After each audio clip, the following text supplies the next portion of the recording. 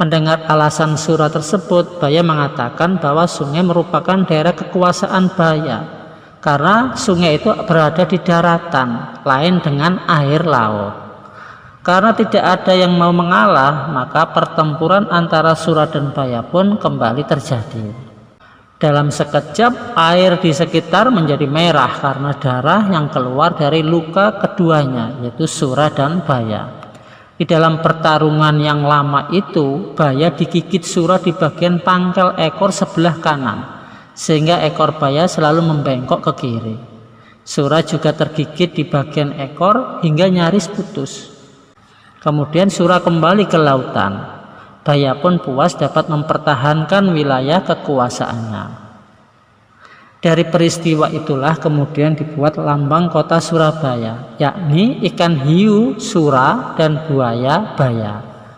Di dalam versi yang lain, sejarah kota Surabaya dimulai adanya pertempuran antara Raden Wijaya dan pasukan Mongol pimpinan Kublai Khan pada tahun 1293.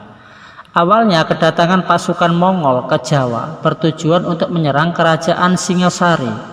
Hal ini karena Raja Singosari Kertanegara telah menyiksa utusan Mongol pada tahun 1289. Kemudian Kaisar Kublai Khan mengirimkan ekspedisi besar ke Jawa untuk menghukum Raja Kertanegara.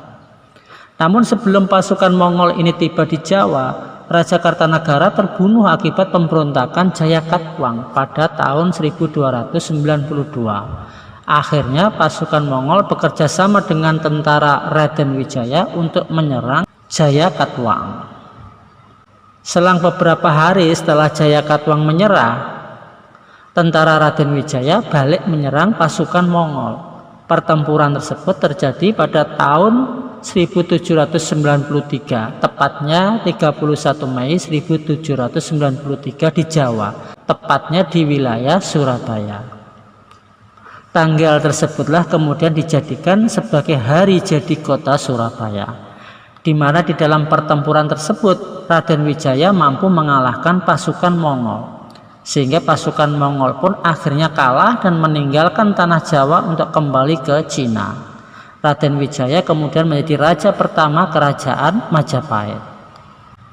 Pada zaman kerajaan Majapahit, Surabaya yang terletak di pesisir utara Pulau Jawa menjadi pelabuhan gerbang utama, sehingga Surabaya berkembang di bidang perdagangan.